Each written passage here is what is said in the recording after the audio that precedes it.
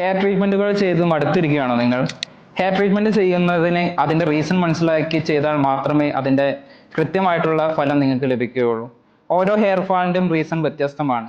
Hair fall അതിന്റെ പാരമ്പര്യം മൂലം ലഭിക്കാം, അല്ലെങ്കിൽ നമ്മുടെ പോഷകാഹാരക്കുറവ് കൊണ്ടുണ്ടാവാം, നമ്മളെ ചില ഡിസീസ് കണ്ടീഷൻ തൈറോയിഡ്, PCOD പോലുള്ള അസുഖങ്ങൾ മൂലം ഉണ്ടാവാം. നമ്മളെ ഇപ്പോഴത്തെ കണ്ടീഷനിൽ നമ്മൾ യൂസ് ചെയ്യുന്ന ഹെയർ സ്ട്രൈറ്റനിങ്, കളറിങ് എന്നിവയെല്ലാം ഇതിന്റെ ഒരു പ്രധാന കാരണമാണ്. ഈ കാരണങ്ങളെ തിരിച്ചറിഞ്ഞ് അതിനെ ഇല്ലാതാക്കിയാൽ മാത്രമേ നമുക്ക് വ്യക്തമായിട്ടുള്ള ഒരു റിസൾട്ട് ലഭിക്കുകയുള്ളൂ. ഇതിന്റെ മാനേജ്മെന്റിലേക്ക് പോകുമ്പോൾ നമുക്ക് ആയുർവേദവും മോഡേൺ ടെക്നിക്കായിട്ടുള്ള PRP പോലുള്ള ട്രീറ്റ്മെന്റ്സും കമ്പൈൻ ചെയ്ത് ചെയ്യുമ്പോൾ നല്ല രീതിയിലുള്ള റിസൾട്ട് നമുക്ക് ലഭിക്കുന്നുണ്ട്. PRP ട്രീറ്റ്മെന്റിൽ നമുക്ക് വളരെ സുരക്ഷിതമായിട്ട് നമ്മുടെ ബ്ലഡിൽ നിന്ന് എടുത്ത പ്ലാസ്മ തന്നെയാണ് നമ്മൾ ഇഞ്ചെക്ട് ചെയ്യുന്നത്. അതുകൊണ്ട് തന്നെ അതിൽ സൈഡ് എഫക്റ്റും മറ്റു കാര്യങ്ങളും ഒട്ടും തന്നെ പേടിക്കാനില്ല. നമുക്ക് റിസൾട്ട് ലഭിക്കണമെന്നുണ്ടെങ്കിൽ ഒരു 3 month വെയിറ്റിംഗ് പീരീഡ് ഉണ്ട്.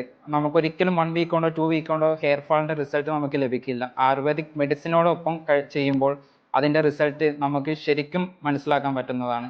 इलाज आयुर्वेदिक हॉस्पिटल।